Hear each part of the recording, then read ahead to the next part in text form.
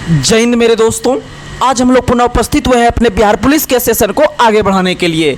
आप लोग अपनी तैयारी को बहुत ही ज़बरदस्त तरीके से, बहुत ही सुचारू रूप से तैयारी कर रहे होंगे, क्योंकि एग्जाम का डेट आपके जस्ट सामने दिख रहा होगा। आप लोग दिन रात एक करके मेहनत कर रहे होंगे, तो आप लोग बिना कोई निगेटिव में पड़े हुए आप लोग दिन ब दिन अपने तैयारी को मेहनत से जो है कि आप लोग उसे रंग भर दीजिए।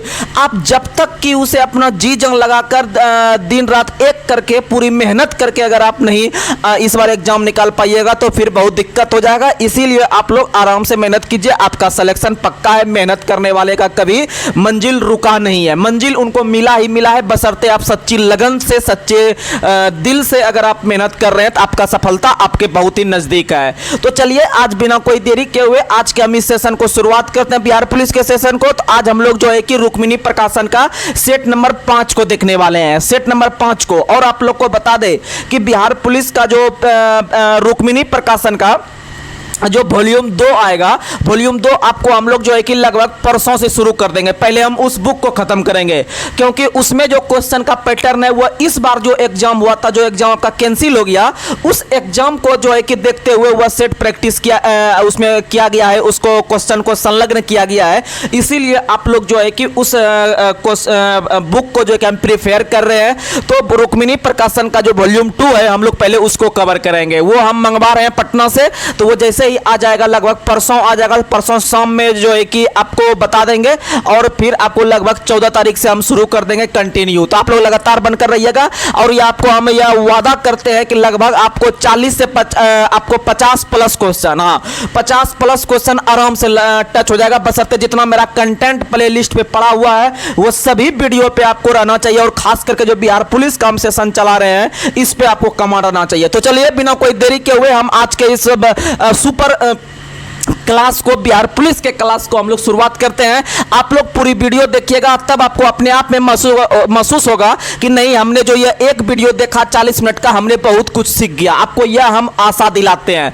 आप बहुत बड़े बड़े क्लास में, बहुत बड़े बड़े कोचिंग में पढ़े होंगे, लेकिन आपको ये 40 मिनट का जो सेशन होने वाला है, ये सभी का आपको हम निचोड़ देने वाले हैं, और आपके माइंड में डायरेक्ट बात फिट करेगा। आप जो लगातार रह के पढ़ रहे हैं उनको जबरदस्त फायदा होगा। आगे बिहार एसएससी का भी एग्जाम है, CGL 4 का भी वैकेंसी आने वाला है, NTPC का भी वैकेंसी आने वाला है, GD का भी वैकेंसी आने वाला है, RPF वगैरह, LP टेक्नीशियन सब आ चुका है। आप लगातार बनकर रहिए और हर एक एग्जाम में आप बैठिए और तोड़ फोड़ के रख दीजिए किसी भी एग्जाम को। जो आपको बता रहे हैं, आप GK GS करंट के लिए टेंशन नहीं लीजिएगा, और करंट का भी हम मंगवा रहे हैं, करंट का भी आप लोगों के बीच हम लोग जो है कि लाएंगे। तो चलिए बिना कोई देरी के हुए आज के हम इस सेशन को शुरुआत करते हैं। तो आज का मोटिवेशनल क्वाइट, आज का मोटिवेशनल क्वाइट है, आज का मोटिवेशनल क्वाइट है, रात नहीं ख्वाब बदलता है, रात नहीं ख्वाब बदलता है, मंजिल नहीं कारवा बदलता है। रात नहीं ख्वाब बदलता है, रात नहीं ख्वाब बदलता है, मंजिल नहीं कारवा बदलता है। जज्बा रखो जीतने का, जज्बा रखो जीतने का, क्योंकि किस्मत बदले ना बदले पर वक्त जरूर बदलता है। तो मेरे दोस्तों, आप लोग इसी तरह से अपने दृढ़ निश्चय के साथ अपना जो आपका कर्म है, आप उस कर्म को कीजिए, और बाद में कि आप सरस्वती के ऊपर छोड़ दीजिए, आपका सिलेक्शन पक्का होगा। तो चलिए हम बिना कोई समय गवाए आज के हम इस सेशन को शुरुआत करते हैं, सेट नंबर 5।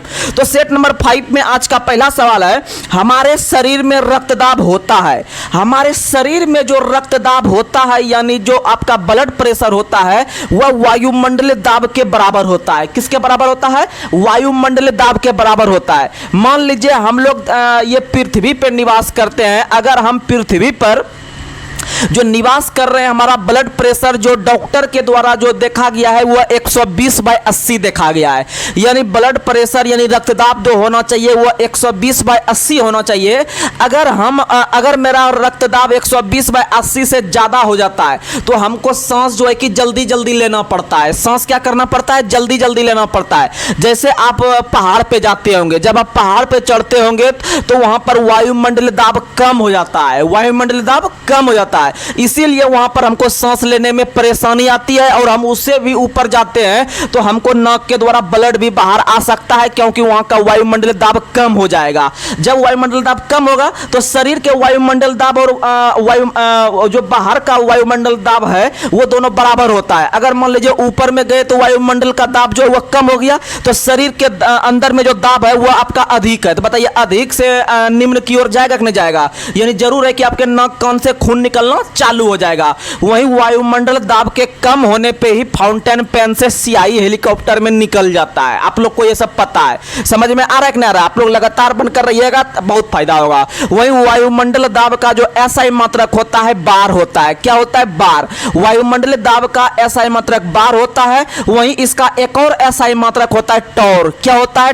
टॉर होता है, याद रखिएगा। वायुमंडलीय दाब यानी एटमॉस्फेयर का एसआई मात्रक जो होता है वह बार होता है। क्या होता है? बार। और याद रखिएगा 1 न्यूटन बराबर होता है 10 to the power 5 dyne. 1 newton बराबर होता है 10 टू दी पावर 5 डाइन, याद रखिएगा। वहीं अगर बात करते हैं हमारे शरीर में रक्त दाब को मापने वाला यंत्र का नाम क्या है, तो स्फिग्नोमैनोमीटर है। क्या नाम है? स्फिग्नोमैनोमीटर है रक्त दाब को मापने वाला यंत्र। समझ में आ गया? आगे बढ़ते हैं। अगला सवाल आप लोग को बताना है कि मुद्रा स्फीति में सबसे अधिक लाभ किसको होता है, तो याद रखिएगा ऋणी को लाभ होता है। मुद्रा स्फीति का मतलब मूल्यों के दाम में वृद्धि। मुद्रा स्फीति का मतलब होता है मूल्यों के दाम में वृद्धि। वहीं मुद्रा अपस्फीति का मतलब होता है मूल्यों के दाम में कमी। तो मुद्रा स्फीति यानी मूल्यों के दाम में वृद्धि के फलस्वरूप जो है कि ऋणी को लाभ होता है। किसको लाभ होता है? ऋणी को लाभ होता है। जैसे मान लीजिए आप किसी को 10 रुपया दे दिए, 2% के हिसाब से दे दिए, बाद में जाके उस मूल्य का जो है कि रेट ज्यादा हो गया तो उसको फायदा नहीं हो जाएगा आपको, जिसको आप पैसा दिए हैं। तो इसका मतलब ऋणी को लाभ होता है मूल्य जब वृद्धि होता है, यानी मुद्रास्फीति जब होता है। समझ में आ गया? वहीं हिंदू वृद्धि दर जो है वह राष्ट्रीय आय को सूचित करता है। किसको सूचित करता है? राष्ट्रीय आय को। और पहला अर्थशास्त्री थे प्रोफेसर कृष्ण।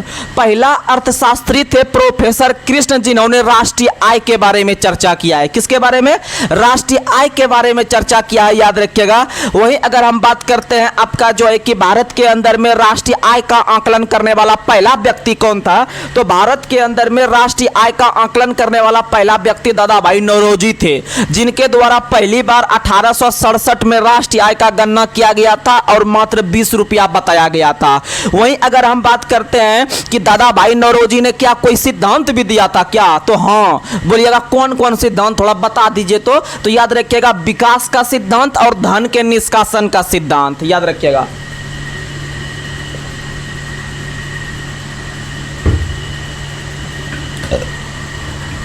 विकास का सिद्धांत और धन के निष्कासन का सिद्धांत दोनों दादा भाई नौरोजी ने दिए हैं। वहीं याद रखिएगा दादा भाई नौरोजी ने क्या कोई पुस्तक भी लिखे हैं, तो याद रखिएगा आपका एक पुस्तक लिखे हैं the un-British rule in India. The un-British rule in India पुस्तक के लेखक दादा भाई नौरोजी हैं और इन्हीं पुस्तक में इन्होंने धन के निष्कासन का सिद्धांत 1901 में दिया है। वहीं grand old man of India के नाम से किसको जाना जाता है, तो दादा भाई नौरोजी को।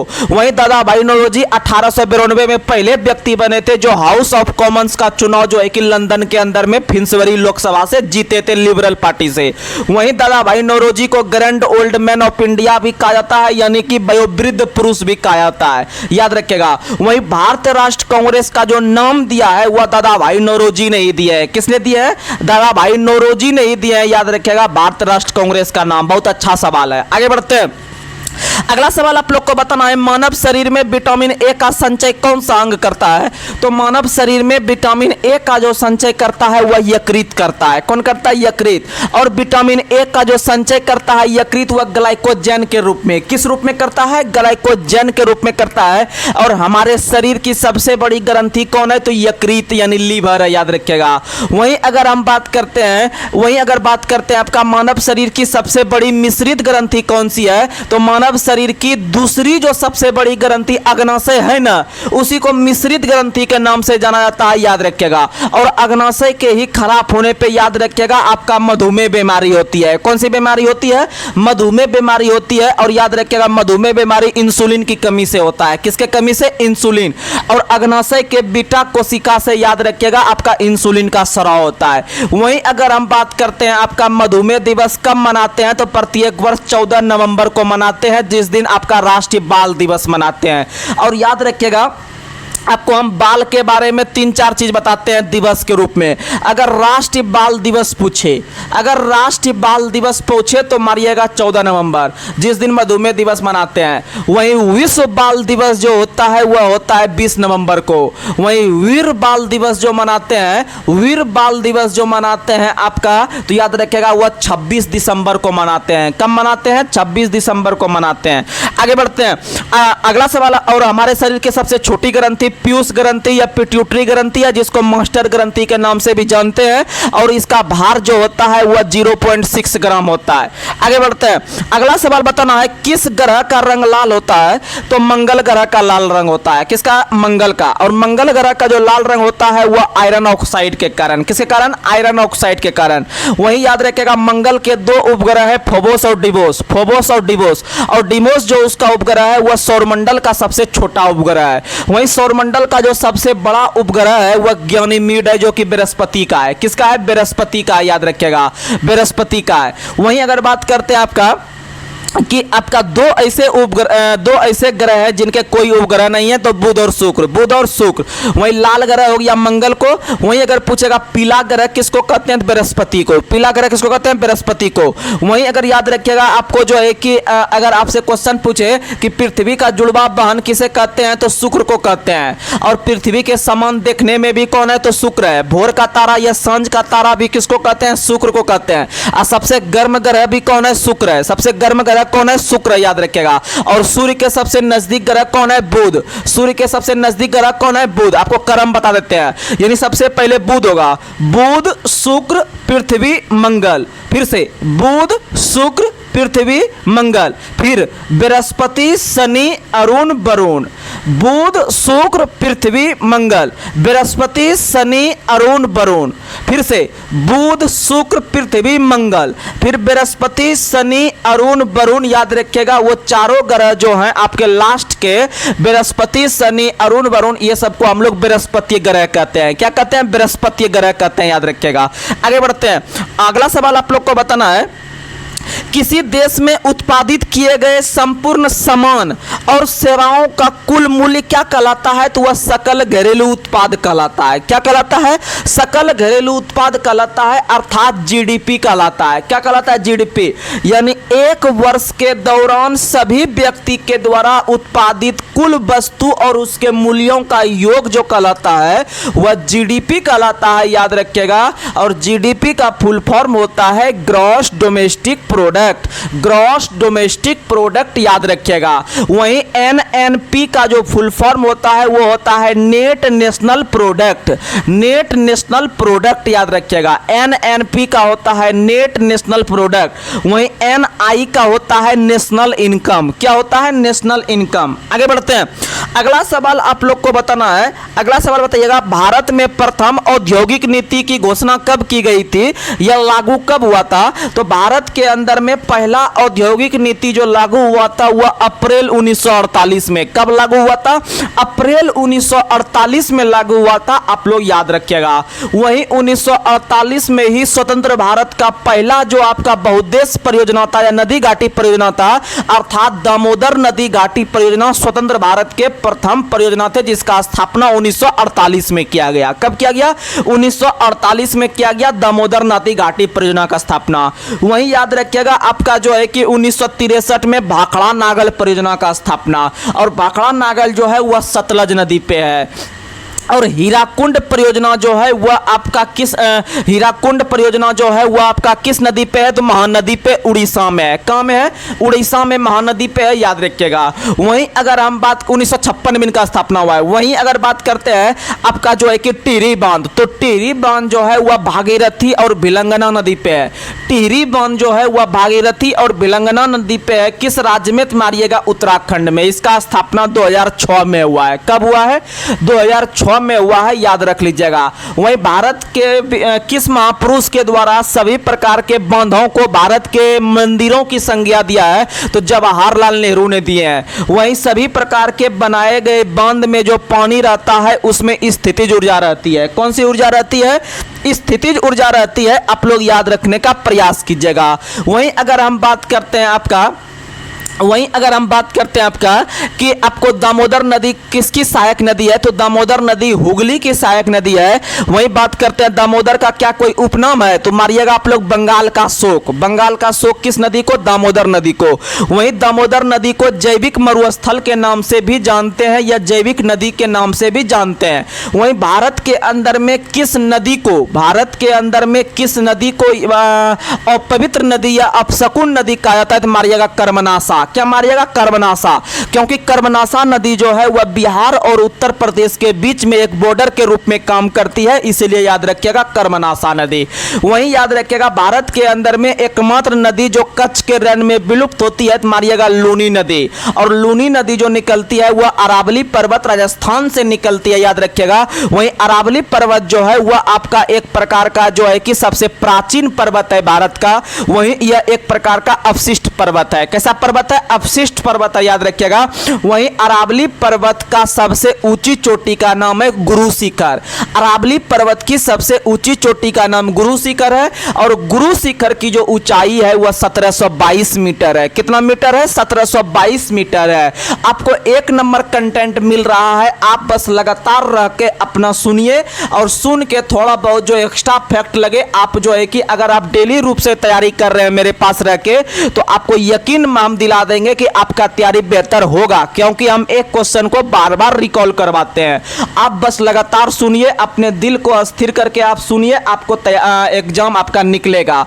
और जो थोड़ा सा एक्स्ट्रा फैक्ट लगे आप लोग सट से कॉपी में नोट डाउन करने का प्रयास कीजिए। हम बीच बीच में एक्स्ट्रा कोई बहस नहीं करते हैं, टाइम पास नहीं करते हैं। जितना सा समय लेते हैं आपको सिखाने का प्रयास करते हैं, और उतना कोई आपको मोटिवेट करने की आवश्यकता नहीं है कि आप जो है कि डिमोटिवेट हो जाइए। आप अपने जो स्थिति है आप समझ लीजिए यही बात कि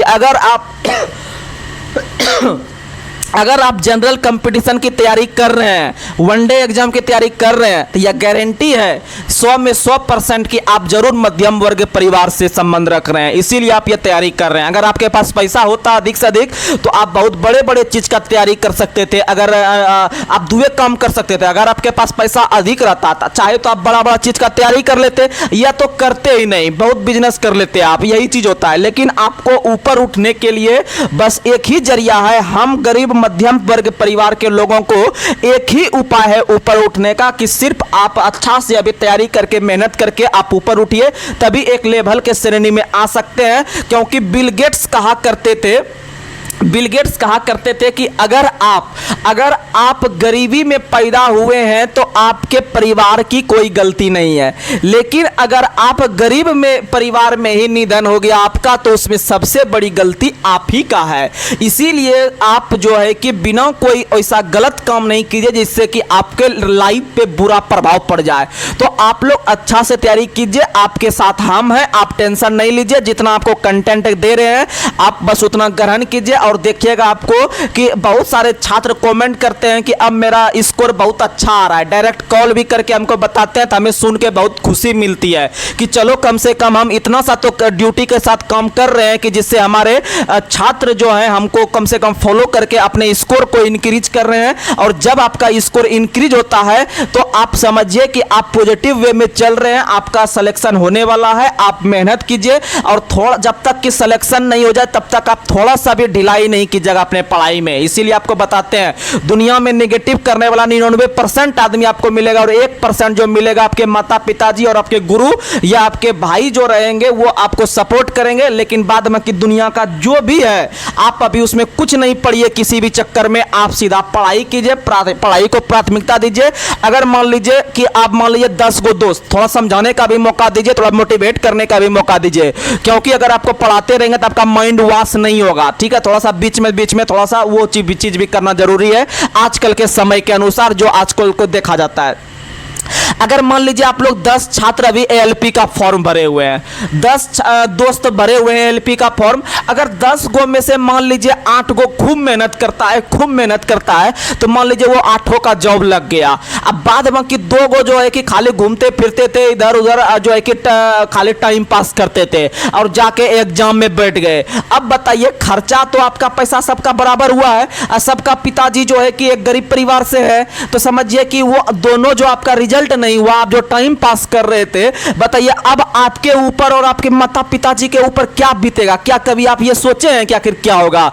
जिस दिन रिजल्ट निकलेगा वो 8 गो का पीडीएफ में नाम रहेगा और आप दोनों का नहीं रहेगा, तो समझिए कि आप दोनों में क्या अंतर फिर बच जाएगा। और मान लीजिए आपको बता देते हैं वो 8 का जब जॉब लग जाएगा तो बाद में आपको 2-4-5 महीना तक आपसे बात होगा, लेकिन आपको जो है कि जब आप जॉब नहीं लीजिएगा तो समझिए बात होना भी जो है कि दुश्वार हो जाएगा। इसीलिए आप मेहनत कीजिए, क्योंकि समाज जो है वह आपको हीन नजर से देखेगा अगर आप एक जॉब नहीं लेते हैं तो। जो हकीकत है वो, क्योंकि हम भी एक गांव समाज से संबंध रखते हैं, हम भी एक गरीब फैमिली से संबंध रखते हैं, लेकिन अब मेरे अंदर इतना क्षमता है कि हम धीरे धीरे अब आगे बढ़ रहे हैं। बस आप सब जिस तरह मेहनत कर रहे हैं आप मेहनत कीजिए, हम लोग एक दिन जरूर जो है कि बड़े चैनल पे नजर आएंगे। बस आप मेहनत कीजिए, आप रिजल्ट दीजिए और देखिएगा कि जब एग्जाम होगा, यानी जिस भी चीज का एग्जाम होगा उस चीज के हिसाब से हम जो है कि सेट प्रैक्टिस आपको करवाएंगे। बस आप मेहनत कीजिए मेरे साथ, बाद में कि हम आगे जो है कि एक रेलगाड़ी के इंजन के रूप में आपको हम खींच के आगे लेके जाएंगे और जहां तक मंजिल रहेगा, जैसे रेलगाड़ी चलती है तो रेलगाड़ी में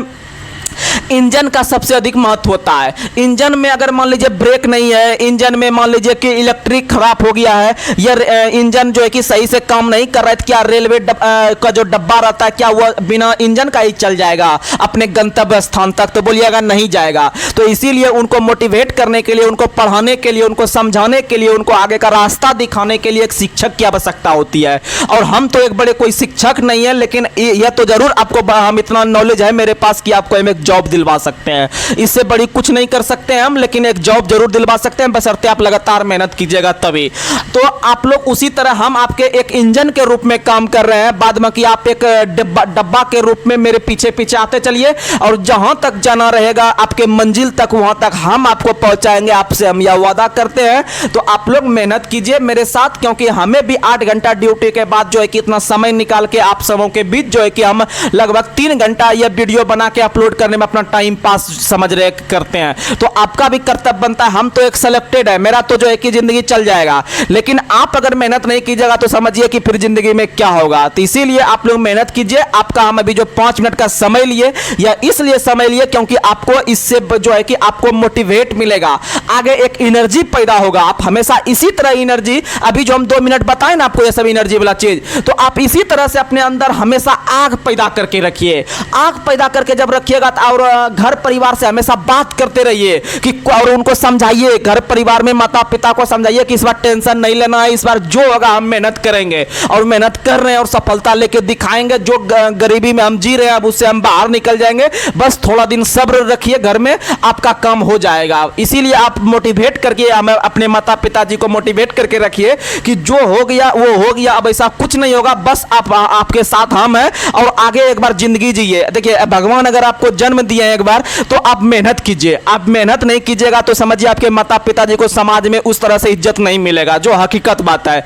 इसीलिए आप मेहनत कीजिए। मेहनत अगर करते हैं और एक जॉब पा जाते हैं तो समझिए गांव में एक उनका सम्मान जो रहेगा वो एक अलग मिलेगा। और कम से कम 10 साल अपने माता पिताजी का जो है एज ज्यादा जो है कि जिएंगे, तो कौन नहीं चाहते हैं कि मेरे माता पिताजी 10 साल आगे नहीं जिए? तो इसके लिए क्या एक हम अच्छा सा जॉब नहीं पा सकते हैं? तो आराम से पा सकते हैं। और अब मेहनत कीजिए, आपका सफलता तय है। तो चलिए हम आज आगे का सेशन का शुरुआत करते हैं। थोड़ा सा हम समय लिए ये सब चीज़ बताने के लिए कि ऐसा ऐसा ज़िंदगी में होता है। आप समझिए मेरी बातों को, क्योंकि हम एक जो है कि भुक्तभोगी है कि ऐसा ऐसा चीज़ होता है। तो चलिए हम लोग आगे बढ़ते हैं। अगला सवाल आप लोग को बताना है, ए हाउस फॉर मिस्टर विश्वास। ए हाउस फॉर मिस्टर विश्वास, ए हाउस फॉर मिस्टर विश्वास पुस्तक के लेखक कौन है? तो बी.एस. नायपॉल है। कौन है? बी.एस. नायपॉल। याद रखिएगा, बी.एस. नायपॉल जो है उनके द्वारा लिखा गया पुस्तक का नाम है ए हाउस फॉर मिस्टर विश्वास। मिस्टर विश्वास याद रखिएगा, मिस्टर विश्वास, ए हाउस फॉर मिस्टर विश्वास पुस्तक के लेखक बी.एस. नायपॉल है। कौन है? बी.एस. नायपॉल। वहीं the God of Small Things पुस्तक के लेखक कौन है? Arundhati Roy. The God of Small Things पुस्तक के लेखक कौन है? अरुंधति राय। वहीं मिडनाइट चिल्ड्रन पुस्तक के लेखक कौन है? सलमान रुश्दी। मिडनाइट चिल्ड्रन पुस्तक के लेखक कौन है? सलमान रुश्दी, याद रखिएगा। वहीं व्हाइट टाइगर पुस्तक के लेखक कौन है? अरविंद अडिगा है। कौन है? अरविंद अडिगा है, याद रखिएगा। आगे बढ़ते हैं। अगला सवाल बताना है आप लोग को कि हाड़ौती बोली किस राज्य में बोली जाती है? तो हाड़ौती बोली जो है वह राजस्थान में बोली जाती है। कहां बोली जाती है? राजस्थान में बोली जाती है। वहीं किशनगढ़ी शैली का संबंध भी कहां से है? तो राजस्थान से है। किशनगढ़ी शैली का संबंध राजस्थान से है, लेकिन मधुबनी शैली का संबंध जो है अपना बिहार से है। कहां से है? अपना बिहार से है, याद रखिएगा। आगे बढ़ते हैं। अगला सवाल आप लोग को बताना है कि भारत भारती पुरस्कार इनमें से सबसे पहले किसको मिला था? तो भारत भारती पुरस्कार जो है वह महादेवी वर्मा को मिला था। किसको मिला था? महादेवी वर्मा को मिला था, याद रखिएगा। वहीं अगर हम बात करते हैं आपका भारत भारती, तो भारत भारती नाम का एक पुस्तक का रचना किया था किसने? तो भारत भारती पुस्तक का रचना मैथिली शरण गुप्त ने किया है। किसने किया है? मैथिली शरण गुप्त ने।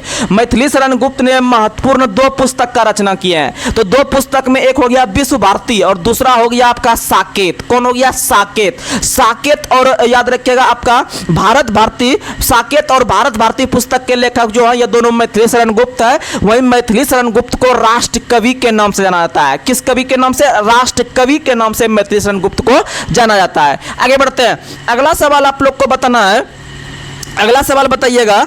अगला सवाल आप लोग को बताना है कि एक स्रोत की आवृत्ति, एक स्रोत का मतलब जहां से आवाज निकल रहा है और मेरे लिए आपके पास जो आवाज पहुंच रहा है इस माइक के द्वारा पहुंच रहा है, तो इसका मतलब आपके लिए जो आवाज का स्रोत या तो फोन हो सकता है या माइक हो सकता है। तो वही क्वेश्चन है, एक स्रोत की आवृत्ति जो है वह 10 पे पावर 3 हर्ट्ज है। एक स्रोत की आवृत्ति 10 पे पावर 3 हर्ट्ज है, तो इसका आवर्तकाल का मान क्या होगा? तो आपको हम 1000 बार बताए हैं कि आवृत्ति बराबर सूत्र होता है 1 आवर्तकाल। आवृत्ति बराबर होता है 1 आवर्तकाल, यानी n बराबर होता है 1/t। n बराबर होता है 1/t। तो इसका मतलब आपको n का मान दे ही दिया है। n का मान दिया है तो t का मान बाहर नहीं आ जाएगा, तो आप सीधा कर दीजिएगा 1/10 पे पावर 3, यानी इसको सीधा ऑप्शन में दिया है 10 पे पावर -3 सेकेंड। और आवर्तकाल का जो मात्रक होता है वो सेकेंड में हम उसको दर्शा सकते हैं। आगे बढ़ते हैं। अगला सवाल आप लोग को बताना है, अगला सवाल आप लोग को बताना है, अगला सवाल बताइएगा, आवर्धन का एसआई मात्रक क्या होता है? तो आवर्धन का कोई एसआई मात्रक नहीं होता, याद रखिएगा। और आवर्धन को का एसआई मात्रक नहीं होता, याद रखिएगा। वहीं अगर हम बात करते हैं आपका लेंस की क्षमता का मात्रक क्या होता है? तो डायोप्टर होता है। लेंस की क्षमता का मात्रक क्या होता है? डायोप्टर होता है, याद रखिएगा। आगे बढ़ते हैं। अगला सवाल आप लोग को बताना है, अगला सवाल बताइएगा, वर्ष 1938 के भारत राष्ट्र कांग्रेस के हरिपुरा अधिवेशन की अध्यक्षता किसने किया था? तो अगर हम भारत राष्ट्र कांग्रेस का बात करते हैं तो भारत राष्ट्र कांग्रेस का स्थापना जो हुआ था वो 1885 में हुआ था। 28 दिसंबर 1885 को भारत राष्ट्र कांग्रेस का स्थापना जो हुआ था वो मुंबई में हुआ था, याद रखिएगा, तेजपाल संस्कृत विश्वविद्यालय में। समझ में आ गया?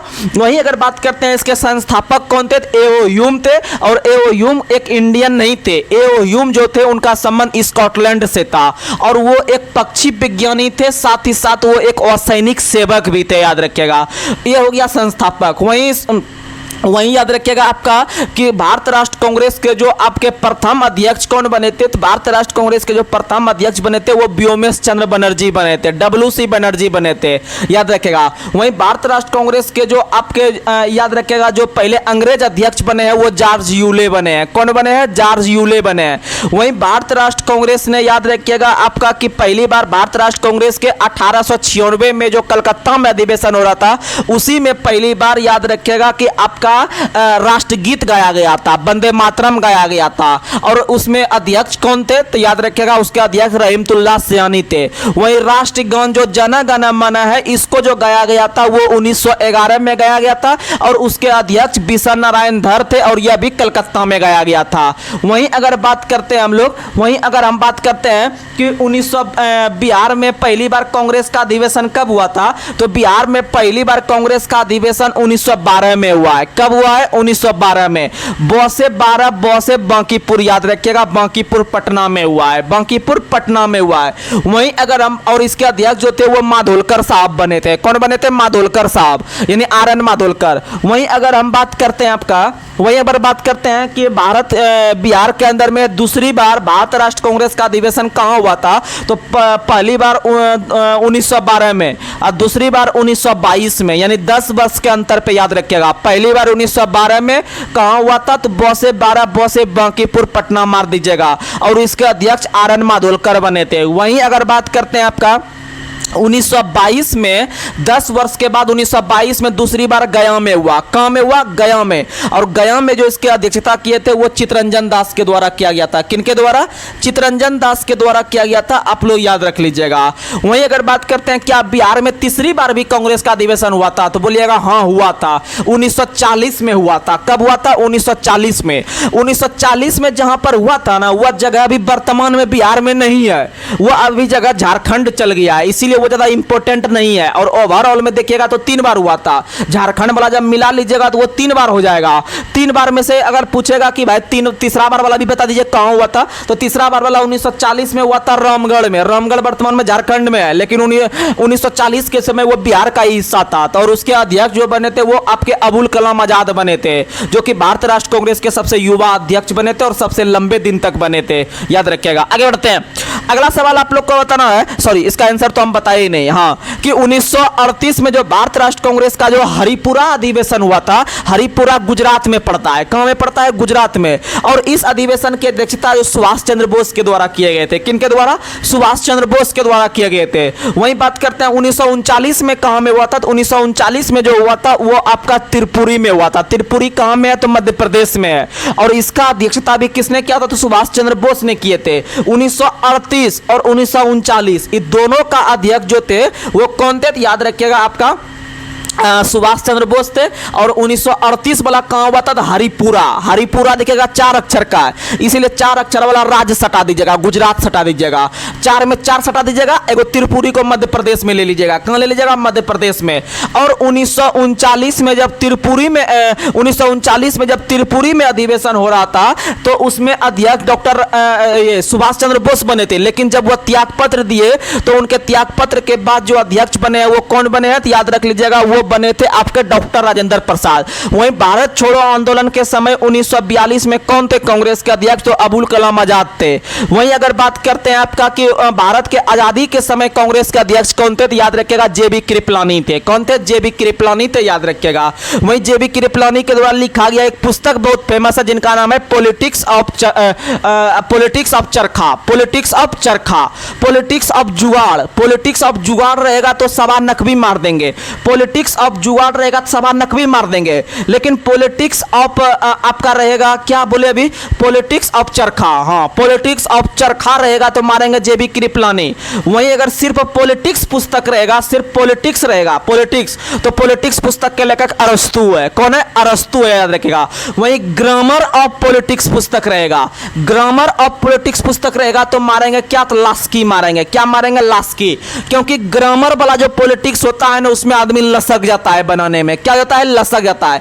ऐसे भी हम लोग बचपन में ग्रामर बनाने में इंग्लिश में जो है कि लसक जाते थे, यानी फंस जाते थे। यानी ग्रामर करके आएगा तो आप लास्की याद रखिएगा। क्या याद रखिएगा? लास्की सही हो जाएगा आंसर। आगे बढ़ते हैं।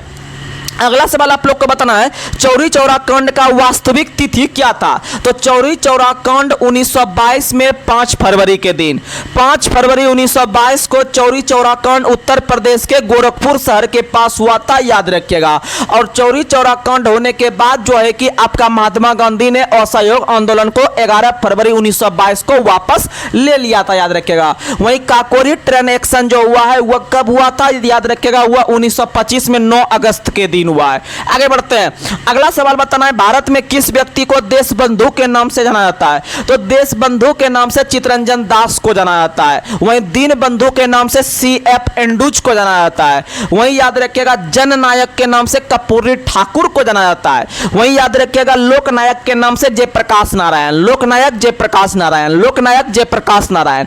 वहीं अगर बात करते हैं आपका जो है कि आपका ये क्या कहते हैं देश रत्न के नाम से, तो देश रत्न के नाम से डॉक्टर राजेंद्र प्रसाद को जाना जाता है। लेकिन देश नायक के नाम से जो जाना जाता है वह सुभाष चंद्र बोस को, देश नायक के नाम से सुभाष चंद्र बोस को। आगे बढ़ते हैं, अगला सवाल आप लोग को बताना है कि किस व्यक्ति के द्वारा यह प्रतिपादन किया गया था कि हड़प्पा सभ्यता के लोग शिव की पूजा करते थे। तो याद रखिएगा सर जॉन मार्शल के द्वारा। किसके द्वारा? सर जॉन मार्शल के द्वारा। आगे बढ़ते हैं, अगला सवाल बताना है, अमेरिकी स्वतंत्रता संग्राम का पहला युद्ध कब हुआ था। तो अमेरिका स्वतंत्रता संग्राम जो हुआ है वह 1776 में हुआ था। कब हुआ था? 1776 में। उससे एक साल पहले 1775 में, याद रखिएगा, अमेरिका स्वतंत्रता के लिए पहला जो है कि युद्ध हुआ था 1775 में। और भारत के अंदर में 1775 में ही सूरत का जो है कि संधि हुआ है। कौन सा संधि?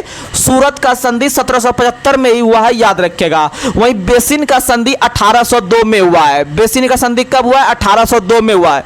वहीं सालाबाई का संधि 1782 में हुआ है। सालाबाई का संधि कब हुआ है? 1782 में। चलिए हम लोग आगे बढ़ते हैं। अगर आपसे सवाल पूछेगा अमेरिकी क्रांति कब हुआ है तो 1776 में। वहीं पूछेगा फ्रांसीसी क्रांति कब हुआ है? 1789 में। वहीं पूछेगा चीनी क्रांति कब हुआ है तो चीनी क्रांति जो हुआ है वह आपका 1911 में हुआ है। ये सब आप याद रखिएगा। वहीं रूसी क्रांति 1917 में हुआ है। तो अभी का जो फिलहाल आपका बिहार पुलिस का लेवल है उस लेवल से आपको हम बता रहे हैं एकदम हूबहू जो इस बार का पेपर आया था उसी पेपर के अनुरूप हम क्वेश्चन का जो है कि आप लोगों के बीच रख रहे हैं, क्योंकि इस बार क्वेश्चन का लेवल थोड़ा सा लो कर दिया है। इसीलिए आप लोग अगर इस लेवल से तैयारी करते हैं तो आपका बिहार एसएससी का भी तैयारी साथ में साथ हो रहा है, ये समझ जाइए। क्योंकि उसमें कोई आसमान से क्वेश्चन नहीं आएगा, क्वेश्चन यहीं से आएगा, बशर्ते आपका मैथ रीजनिंग जबरदस्त होना चाहिए। और बाद में कि तो हम संभाल लेंगे आपको जीके जीएस में कहां से क्वेश्चन पूछता है बिहार एसएससी और बिहार पुलिस। बस आप लगातार बनकर रहिएगा। अगर आप बिहार एसएससी का तैयारी करना चाहते हैं तो आप लोग को बता दें, जो भी आपके संपर्क में छात्र होगा आप उनको बिहार पुलिस का जो है बिहार एसएससी के लिए आप हमारा चैनल के बारे में बताइएगा और देखिएगा उनका क्वेश्चन के वो जो सेट बनाएंगे कितना फास्ट उनका इंक्रीज होगा नंबर। आप लगातार उनको बोल दिएगा, आप देख लीजिए बिहार एसएससी तक अगर उनका 50 से 60 प्लस अगर क्वेश्चन सही नहीं होगा तब देखिएगा आपको लूसेंट हम एक एक चीज करके बता रहे हैं। जो आपका लूसेंट सीरीज चला रहे हैं वो एक जबरदस्त चीज है, समझ लीजिए, अपने आप में बहुत महत्वपूर्ण चीज है। क्योंकि आप लोग देखे होंगे, हम देखे हैं जब बीपीएससी का प्रीलिम्स देने जाते हैं तो बीपीएससी के प्रीलिम्स में हम देखते हैं कि आदमी लोग लूसेंट को इधर से उधर पलटाते रहता है।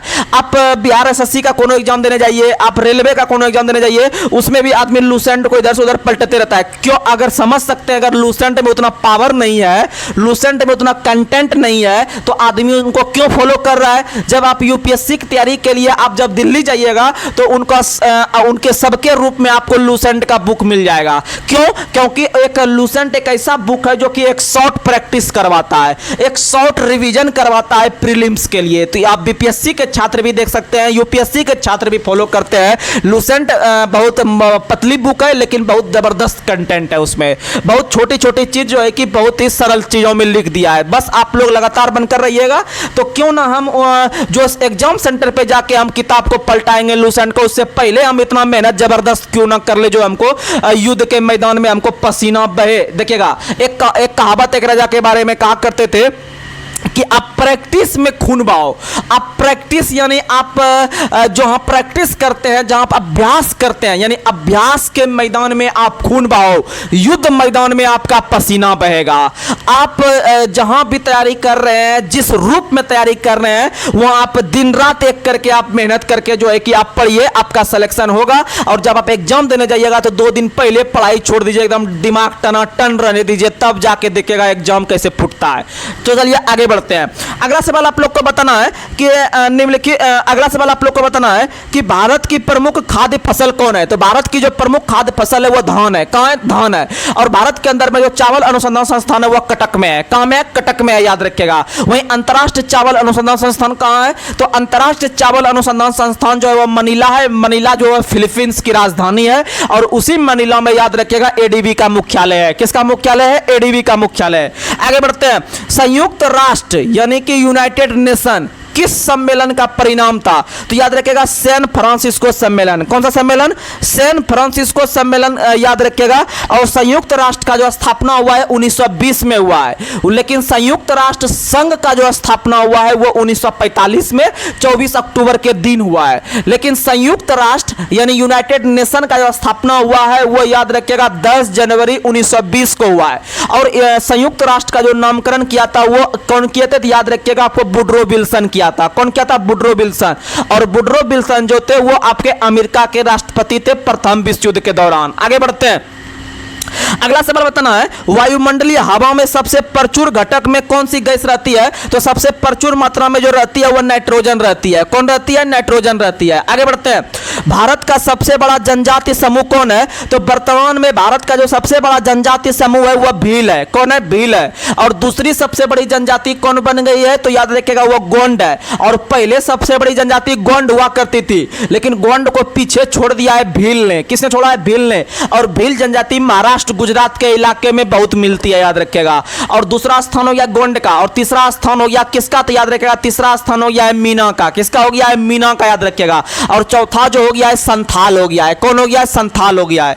आगे बढ़ते हैं। वहीं अगर पूछेगा कि आपका टोडा जनजाति कहां निवास करती है, तो टोडा जनजाति नीलगिरी के पहाड़ी पे तमिलनाडु में, और बडागा जनजाति भी तमिलनाडु के नीलगिरी पहाड़ी पर ही निवास करती है। आगे बढ़ते हैं। अगला सवाल बताना है, अगला सवाल कि इस समय भारत में सबसे बड़ा तेल शोधक कारखाना कौन सा है? तो जामनगर है। कौन है? जामनगर, गुजरात के अंदर। वहीं मुंबई के अंदर में मुंबई हाई जो प्रसिद्ध है वह भी तेल के निर्यात के लिए प्रसिद्ध है। वहीं असम का जो डिगबोई है वह भारत का सबसे पुराना तेल शोधक कारखाना है, याद रखिएगा, जो कि 1901 में खोदा गया था। आगे बढ़ते हैं। ओजोन परत कहां पाई जाती है? तो ओजोन परत समताप मंडल में। कहां पाई जाती है? समताप मंडल में। वहीं समताप मंडल में आपका एक प्रकार का मौसम पाया जाता है, आपका हवा वगैरह ज्यादा वहां नहीं चलता है, आंधी नहीं आती है, तो याद रखिएगा इसीलिए सभी प्रकार के जो आपके वायुयान वगैरह चलते हैं वो समताप मंडल में ही चलते हैं। और समताप मंडल में याद रखिएगा ओजोन परत पाई जाती है, जिसकी मोटाई को डॉप्सन में मापते हैं। किसमें मापते हैं? डॉप्सन में।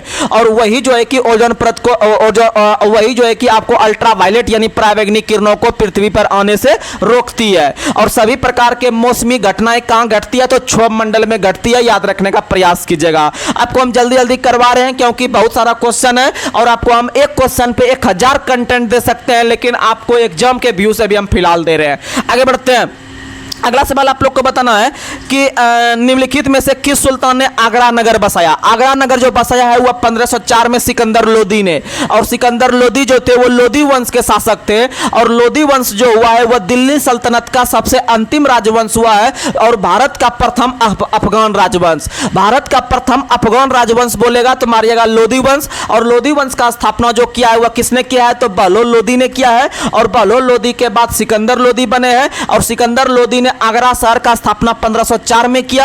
और साथ ही याद रखिएगा सिकंदर लोदी ने गुलरुखी लिपि में लिखता था लेख। किस में लिखता था? गुलरुखी लिपि में। वहीं सिकंदर लोदी के बाद जो शासक हुए हैं वो इब्राहिम लोदी हुए हैं, और इब्राहिम लोदी याद रखिएगा आपका लोदी वंश का सबसे अंतिम शासक, लोदी वंश का सबसे अंतिम शासक। आगे बढ़ते हैं। अगला सवाल आप लोग को बताना है कि लोकसभा और राज्यसभा की संयुक्त बैठक किसके द्वारा आहूत की जाती है? तो जब लोकसभा और राज्यसभा में किसी विधेयक को निर्माण को लेकर किसी प्रकार को गतिरोध विरोध हो जाए, दोनों में बाताबत्ती हो जाए, तो समझिएगा कि वो राष्ट्रपति आगे आते हैं और दोनों को समझाते हैं कि आप दोनों हल्ला मन नहीं करो, अब आप दोनों को हम संयुक्त बैठक के लिए जो है कि हम बुला रहे हैं और दोनों का जो भी बात रहेगा वो आप लोकसभा अध्यक्ष के सामने रख दीजिएगा, तब आपका सॉल्यूशन निकल जाएगा। तो इसका मतलब है कि अनुच्छेद 108 के तहत राष्ट्रपति को यह अधिकार है कि दोनों सदनों को संयुक्त अधिवेशन के रूप में हम बुला सकते हैं, लेकिन लोकसभा अध्यक्ष उनकी अध्यक्षता करते हैं। अध्यक्षता कौन करते हैं? लोकसभा अध्यक्ष। बुलाते कौन है या आहूत कौन करते हैं?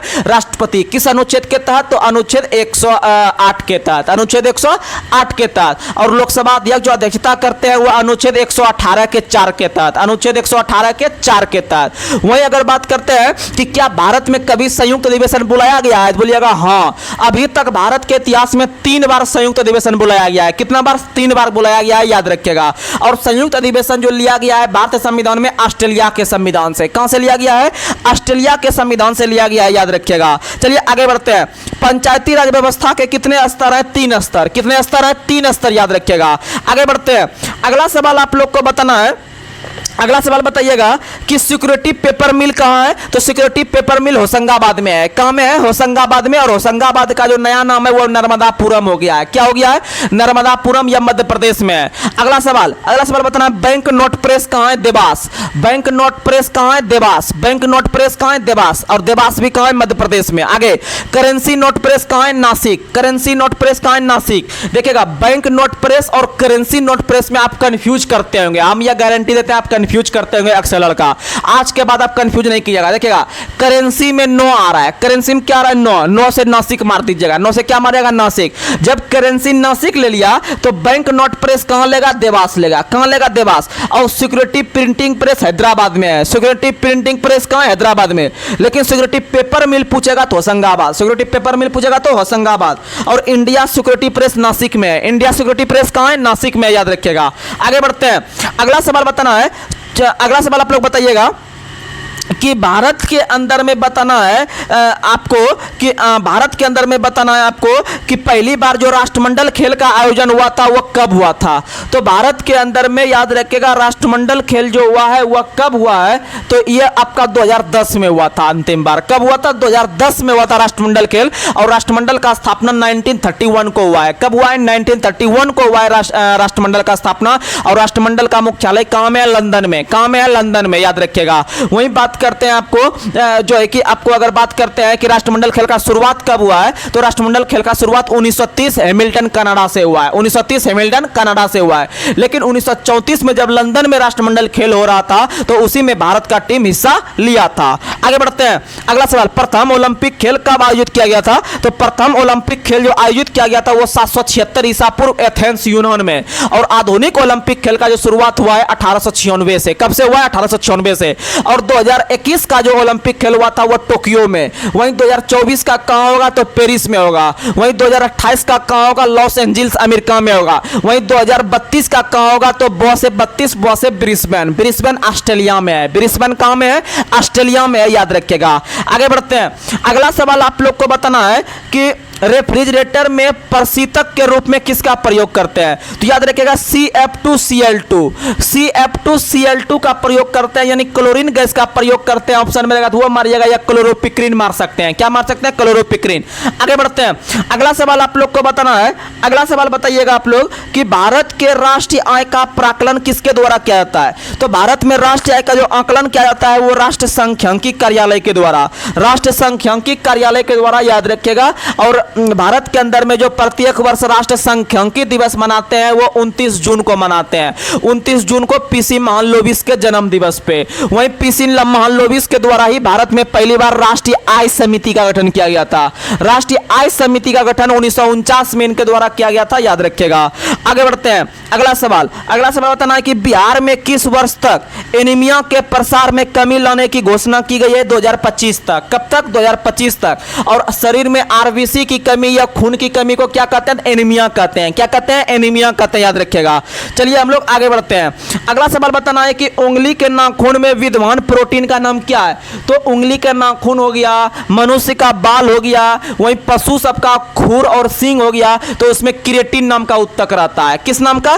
क्रिएटिन नाम का उत्तक रहता है, आप लोग याद रखिएगा। तो चलिए आज के हम इस बिहार पुलिस के सेशन को यहीं पर समाप्त करने का प्रयास कर रहे हैं। आप लोग अपना डेली 1 से 2 प्रैक्टिस सेट लगाइएगा और कम से कम स्कोर आप लोग, अगर पुरुष में है जनरल में, तो पुरुष में कम से कम 65 प्लस आपको लाना होगा। वहीं आपको जो है कि महिला वर्ग में है तो कम से कम आपको 55 प्लस लाना होगा जनरल से, आपका सिलेक्शन होगा। टारगेट वही रखिए, कैटेगरी को इग्नोर कीजिए, सीधा सभी कैटेगरी के लोग जनरल से फाइट करने का प्रयास कीजिए और जनरल पे टारगेट कीजिए। और जो आपको आरक्षण का लाभ मिलेगा वो तो आपको कैटेगरी वाइज मिल जाएगा, वो तो मेरा प्लस पॉइंट रहेगा। लेकिन आपका एम रहना चाहिए, फोकस रहना चाहिए कि वो जनरल से फाइट करेंगे और बाद में कि कोई हम कैटेगरी, अगर मान लीजिए हम एससी में आते हैं या ओबीसी में आते हैं तो आपको लगेगा नहीं यार जनरल का अगर 65 जाएगा ना, हम 55 भी लाएंगे तो हो जाएगा। 55 लाने में आपका 54 आ जाएगा, अगर जहां बस आपका कमे गड़बड़ा जाएगा। आप टारगेट रखिए 65 का, गिरते बजड़ते अगर आप 60 पे आके रुकिएगा तो फिर भी आपका काम बन जाएगा। तो ये होता है आपका टेक्निक कि ये नहीं कि हम पहले से ही अपने आप को हम छोटा समझने लगे ना।